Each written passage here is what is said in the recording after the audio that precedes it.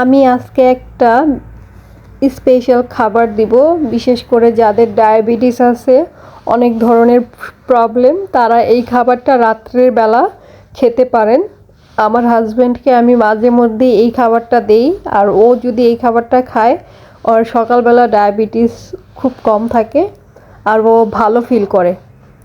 এখানে আমি যা যা নিয়েছি সেটা হলো কাঁচামরিচ, ধনিয়া পাতা, ক্যাপসিকাম, লেটুস পাতা, আবার পেঁয়াজ কুচি, শসা কুচি, আর নিয়েছি টমেটো কুচি, লেবুও সাথে থাকবে। আর আমি যেই ছোলাটা নিয়েছি এই ছোলাটা হলো কাবলি ছোলা। এটাকে আমি 8 ঘন্টার মতো ভিজিয়ে রেখেছিলাম, তারপর আমি সেদ্ধ করে নিয়েছি। আর এখন আমি এটার মধ্যে কাবলি ছোলাটাকে আমি পরিমাণ মতো, আমার হাজব্যান্ড যতটুকু খাবে অতটুকু আমি নিয়ে নিব। দিয়ে দিলাম পেঁয়াজ, পেঁয়াজটাকে আমি গোল করে কেটে নিয়েছি।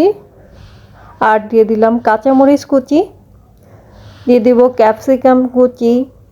একে একে আমি সমস্তটা দিয়ে দিব টমেটো কুচি, টমেটোটাকে আমি কিউব করে কেটে নিয়েছি।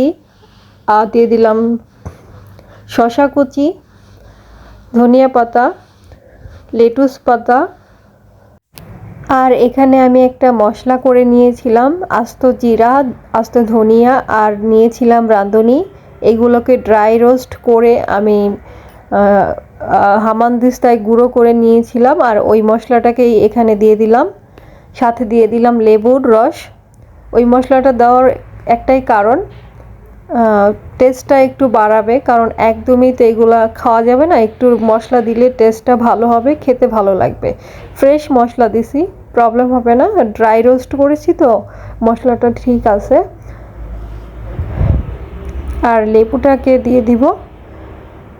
এই মশলাটা এই কারণেই দেওয়া যে টেস্টটা যোগ হবে, যেন খেতে বোরিং না লাগে, এই জন্য। এখন দিয়ে দিলাম সরিষার তেল। সরিষার তেলটা দিলে একটা ফ্লেভার আসে, খেতে ভালো লাগে। মেন পার্ট এখানে, এই পার্টটা কিন্তু শরীরে যত শক্তি আছে দিয়ে ঝাঁকাতে হবে, মানে এইটাই মেন। মশলাটা যখন ভালো করে মিক্সড হবে তখন কিন্তু খেতে সেই মজা লাগবে। একটা লেবু দেওয়ার কারণে একটা দারুণ একটা স্মেল আসে।